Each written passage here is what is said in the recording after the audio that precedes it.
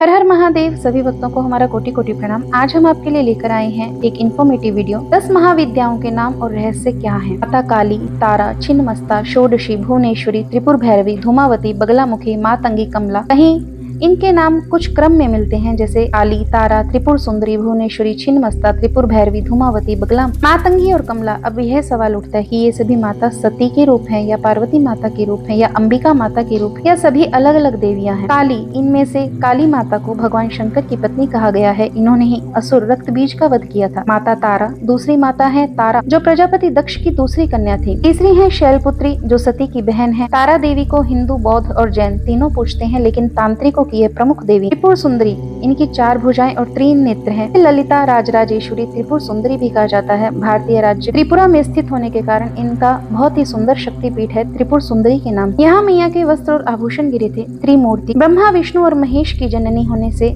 ये जगदम्बा ही त्रिपुरा है। उल्लेखनीय है कि महाविद्या समुदाय में त्रिपुरा नाम की अनेक देवियां हैं, जिनमें त्रिपुर भैरवी, त्रिपुरा, त्रिपुर सुंदरी विशेष रूप से हैं। माँ भुवनेश्वरी 14 भुवनों की स्वामिनी। माँ भुवनेश्वरी शक्ति दृष्टि क्रम में महालक्ष्मी स्वरूपा है। महाविद्याओं में इनका चौथा स्थान है। संपूर्ण जगत का पालन पोषण करने का दायित्व इनके ऊपर ही है।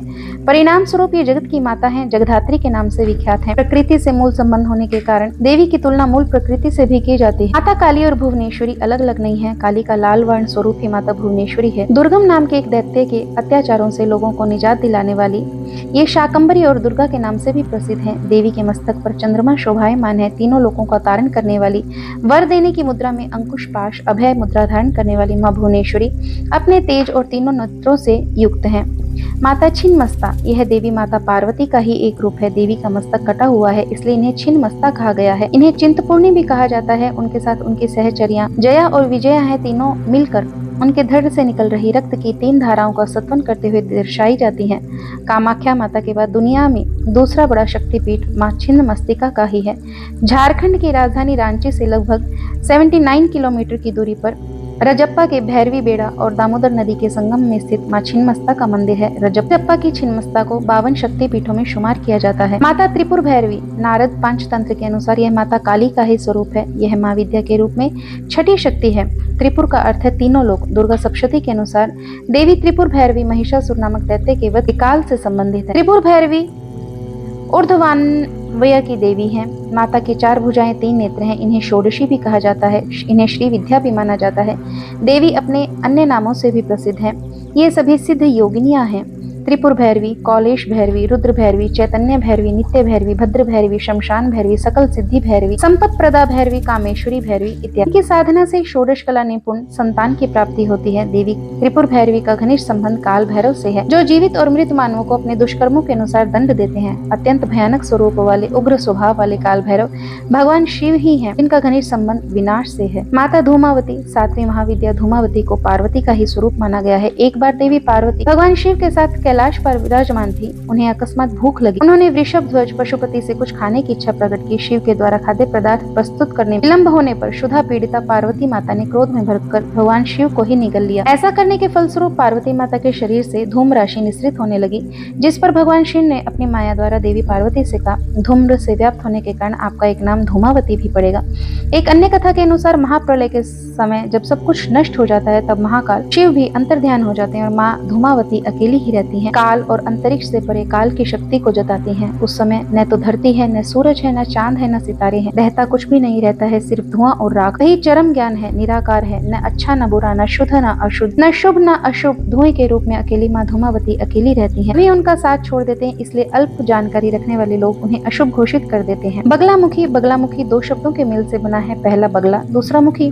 बगला से अभिप्राय है विरूपण का कार्य, और वक या बगला पक्षी जिसकी क्षमता एक जगह पर अचल खड़े रहकर शिकार करना है। मुखी से तात्पर्य है मुख। देवी का घनिष्ठ संबंध है अलौकिक और परालौकिक जादुई शक्तियों से। इन्हें इंद्रजाल भी कहा जाता है। देवी बगलामुखी समुद्र के मध्य में स्थित मणिमय द्वीप में अमूल्य रत्नों से सुसज्जित सिंहासन पर विराजमान है। देवी त्रिनेत्रा है। मस्तक पर अर्ध चंद्र धारण करती है। पीले शारीरिक वर्ण वाली है। देवी ने पीला वस्त्र, पीले फूलों की माला धारण की है। देवी के अन्य आभूषण में पीले रंग के हैं। अमूल्य रत्नों से जड़ित है। स्वतंत्र तंत्र के अनुसार सत्य युग में इस चराचर संपूर्ण जगत को नष्ट करने वाला भयानक वात, क्षोम, तूफान, घोर आंधी आया। समस्त प्राणियों और स्थूल वस्तुओं के अस्तित्व पर संकट गहरा रहा था। जब सब काल के ग्रास बनने जा रहे थे, संपूर्ण जगत पर संकट आए हुए को देख जगत के पालनकर्ता भगवान विष्णु अत्यंत चिंतित हो गए। तदंतर भगवान विष्णु सौराष्ट्र प्रांत में गए और हरिद्रा सरोवर के समीप जाकर अपनी सहायतार्थ देवी श्री विद्या महात्रिपुर सुंदरी को प्रसन्न करने हेतु तप करने लगे। उस समय देवी श्री विद्या सौराष्ट्र के हरिद्रा सरोवर में वास करती थी। भगवान विष्णु के तप से संतुष्ट हो देवी आद्य शक्ति बगलामुखी स्वरूप भगवान विष्णु के सन्मुख अवतरित हुई। उनके तुरंत ही अपनी शक्तियों का प्रयोग करके देवी बगलामुखी ने विनाशकारी तूफान को शांत किया और इससे संपूर्ण चराचर जगत की रक्षा हुई। भारत में मां बगलामुखी के 3 प्रमुख ऐतिहासिक मंदिर माने गए हैं, जो क्रमशः दतिया मध्य प्रदेश, कांगड़ा हिमाचल तथा नलखेड़ा जिला शाजापुर मध्य प्रदेश में है। तीनों का अपना अलग अलग ही महत्व है। देवी मातंगी 10 महाविद्याओं में 9वीं देवी है मातंगी। हनुमान जी के गुरु मातंग मुनि जो मातंग समाज से संबंध रखते थे। देवी का संबंध प्रकृति, पशु पक्षियों, जंगलों, वनों, शिकार आदि से जंगल में वास करने वाले आदिवासियों जनजातियों की देवी पूजिता है। देवी मातंगी मतंग मुनि की पुत्री है। एक बार मतंग मुनि ने सभी जीवों को वश में करने हेतु नाना प्रकार के वृक्षों से परिपूर्ण वन में देवी श्री विद्या त्रिपुरा की आराधना की। मतंग मुनि के कठिन साधना से संतुष्ट होकर देवी त्रिपुर सुंदरी ने अपने नेत्रों में एक श्याम वर्ण की सुंदर कन्या का रूप धारण किया। इन्हें राज मतंगी कहा गया। ये देवी मातंगी का एक ही रूप है, तभी देवी मतंग कन्या नाम से भी जानी जाती हैं। देवी की उत्पत्ति शिव और पार्वती के उच्छिष्ट भोजन से हुई। इसलिए देवी का एक अन्य विख्यात नाम उच्छिष्ट चांडालिनी भी है। देवी का संबंध नाना प्रकार के तंत्र क्रियाओं से है। शक्ति संगम तंत्र के अनुसार एक बार भगवान विष्णु और उनकी पत्नी लक्ष्मी जी भगवान शिव और सती से मिलने हेतु कैलाश पर्वत पर गए, जहाँ शिव तथा सती का निवास स्थान है। भगवान विष्णु अपने साथ खाने की कुछ सामग्री अपने साथ ले गए। शिव जी को भेंट की, तब शिव और सती ने उपहार स्वरूप प्राप्त करते हुए वस्तुओं को खाया। भोजन करते हुए खाने से कुछ भाग नीचे धरती पर गिर गया। परिणाम स्वरूप उन गिरे हुए भोजन के भागों में से एक श्याम वर्ण वाली दासी ने जन्म लिया, जो मातंगी नाम से विख्यात हुई। देवी की आराधना सर्वप्रथम भगवान विष्णु द्वारा की गई है, तभी भगवान विष्णु सुखी, संपन्न और श्रीयुक्त उच्च पद पर विराजित हैं। देवी की आराधना बौद्ध धर्म में भी की जाती है, किंतु बौद्ध धर्म में प्रारंभ में देवी का कोई अस्तित्व नहीं था। कालांतर में देवी बौद्ध धर्म में माता गिरी के नाम से जाने लगी। नारद पंचतंत्र के अनुसार कैलाशपति भगवान शिव को चांडाल और देवी को उच्चिष्ट चांडालिनी कहा गया है। देवी मातंगी 64 प्रकार के ललित कलाओं से संबंध रखती हैं, विद्याओं से निपुण है। तोता पक्षी इनके बहुत निकट है। देवी कमला श्रीमद् भागवत के 8वें स्कंद में देवी कमला की उत्पत्ति की कथा है। 10 महाविद्याओं में अंत में देवी कमला की तांत्रिक लक्ष्मी के रूप से भी जानी जाती है। देवी कमला जगत पालन करता भगवान विष्णु की पत्नी है। देवताओं और दानवों से मिलकर अधिक संपन्न होने हेतु समुद्र का मंथन किया। समुद्र मंथन में से 18 रत्न प्राप्त हुए, जिसमें से देवी लक्ष्मी भी, जिन्होंने भगवान विष्णु को अपना पति माना तथा उन्होंने देवी का पानी ग्रहण किया। देवी का घनिष्ठ संबंध देवराज इंद्र कुबेर से है। इंद्र देवता देवताओं के राजा है, स्वर्ग के राजा है। कुबेर देवताओं के खजाने के रक्षक है।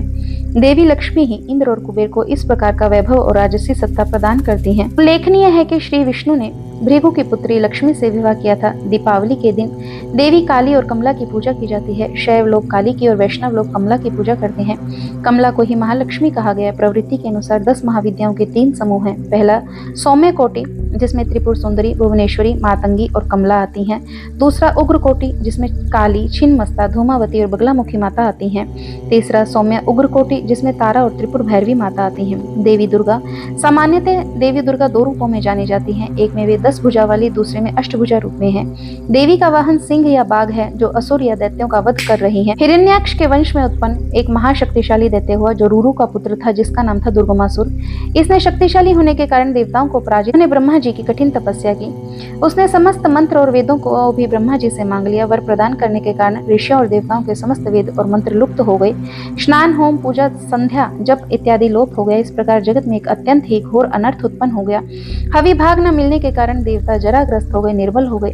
देवताओं की यह दशा देखकर दुर्गमासुर दैत्य ने इंद्र की अमरावतीपुरी को घेर लिया। देवता शक्तिहीन हो गए। फलस्वरूप उन्होंने स्वर्ग से भाग जाना ही श्रेष्ठ समझा। भाग कर वे पर्वत की कंदराओं में, गुफाओं में छिप गए। सहायता हेतु आदिशक्ति अंबिका की आराधना करने लगे। हवन होम न होने के कारण जगत में वर्षा का अभाव हो गया। वर्षा के अभाव में भूमि शुष्क हो गई, जल विहीन हो गई। ऐसी स्थिति में 100 वर्षों तक भी बनी रही। बहुत से जीव जल बिना मारे गए। घर घर में शवों का ढेर लग गया। इस प्रकार अनर्थ की स्थिति को देखकर जीवित मानुष, देवता इत्यादि हिमालय में जाकर ध्यान, पूजा, समाधि के द्वारा आदिशक्ति पराम्बा जगदम्बा की आराधना करने लगे। उन्हें प्रसन्न करने का प्रयास करने लगे।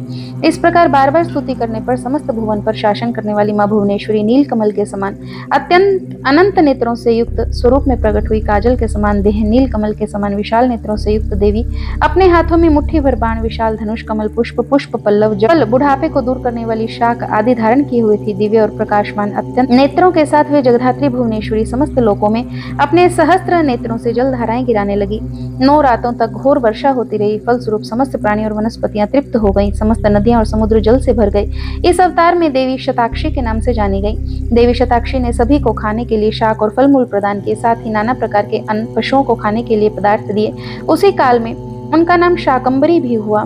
एक दूत ने दुर्गमासुर से यह सभी गाथाएं बता दी। देवताओं के रक्षक के अवतार लेने की बात कही। तत्क्षण ही दुर्गमासुर क्रोधित होकर अपने समस्त अस्त्र शस्त्र अपनी सेना को साथ लेकर युद्ध के लिए चल पड़ा। दैत्यराज दुर्गमासुर ने देवता और मनुष्य आदि पर प्रहार किया। परिणाम स्वरूप देवी ने चारों ओर तेजोमय चक्र बना दिया और स्वयं बाहर खड़ी हुई। दुर्गम दैत्य देवी के मध्य घोर युद्ध छिड़ गया। तदंतर देवी के शरीर से उनकी उग्र शक्तियां देवी की सहायता हेतु प्रकट हुई, जिनमें काली, तारिणी, तारा, बाला, त्रिपुरा भैरवी, रमा, बगला, मातंगी, कामाक्षी, तुलजा देवी, जम्भिनी, मोहिनी, छिन्नमस्ता, गुह्यकाली, त्रिपुर सुंदरी और स्वयं 10,000 हाथों वाली। प्रथम ये 16, तदंतर 32, पुनः 64 और फिर अनंत देवियां हाथों में अस्त्र शस्त्र धारण किए हुए प्रकट हुई। 10 दिन तक दैत्यराज की सभी सेनाएं नष्ट हो गई। 11वें दिन देवी ने दुर्गमासुर के साथ भीषण युद्ध हुआ। देवी के बाणों के प्रहार से आहत हो दुर्गमासुर रुधिर का वमन करते हुए देवी के सन्मुख मृत्यु को प्राप्त हुआ। उसके शरीर से तेज निकला और देवी के चरणों में चला गया। इसके पश्चात ब्रह्मा आदि सभी देवता भगवान शिव, भगवान विष्णु को आगे करके भक्ति भाव से देवी की स्तुति करने लगे। इस प्रकार ब्रह्मा, विष्णु, शिव ने, अन्य देवताओं ने माता की स्तुति की। विविध द्रव्यों से माता का पूजन किया, जिसे देवी संतुष्ट हुई और दुर्गा नाम से जानी जाने लगी। देवताओं द्वारा किए हुए सत्वों में देवी दुर्गा को 3 लोकों की रक्षा करने वाली, मोक्ष प्रदान करने वाली, उत्पत्ति स्थिति संहार करने वाली भी कहा गया है।